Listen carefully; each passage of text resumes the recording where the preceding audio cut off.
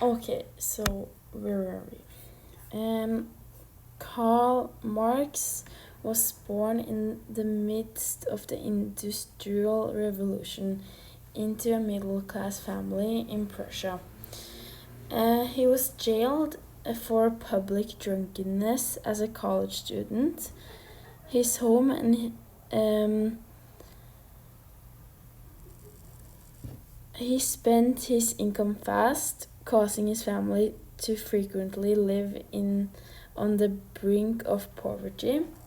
For most of his professional life, Marx was a writer for a variety of liberal, radical, and foreign newspapers, moving between Prussia, France, Belgium, and England because he was continually blacklisted or departed for his radical views. Marx's attitude toward capitalism was sketching.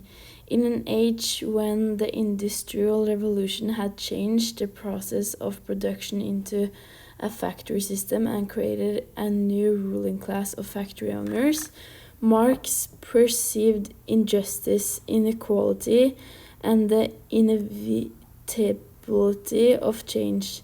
He believed that capitalists, the owners of the machines, property, and infrastructure used to produce things, were a separate class from the workers.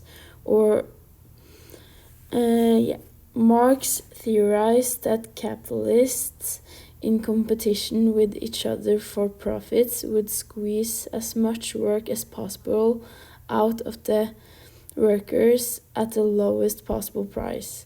Furthermore, competition would cause some capitalist firms to fail, increasing unemployment. Innovations in technology were not necessarily positive, and new machines would add to unemployment while also making work repetitive and unmotivating. Marx's beliefs, theories, and predictions represent a school of thought called Marxism. International political economy professors David Bala and Michael Vesett caution, however, that there is no definitive reading of Marx and that Marxism is at once a theory of economics, politics, sociology, and ethics. For some, it is also a call to action. As a call to action, Marxism was most influential in the 20th century, when it inspired various brands of revolutionary activity, including the Russian Revolution. Okay, lastly, over the last century, we have seen several waves of socialism. We had the ends of 2 world wars and the colonial era. The social side seemed to be conquering the world, but sadly, progress was not unstoppable. We are stuck in many of the same patterns we have seen before. Society remains desperately unequal.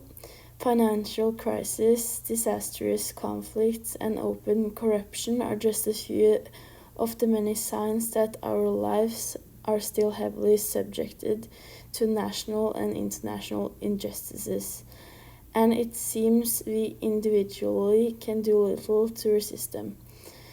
For example, right now there is a war in Ukraine that puts a lot of human lives at risk, which is unfair.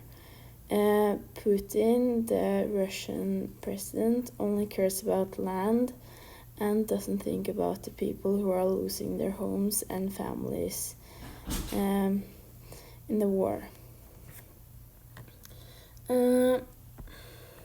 Unlike their classical and neoclassical contemporaries, both Marx and Keynes understood capitalism as having inherent crises associated with it.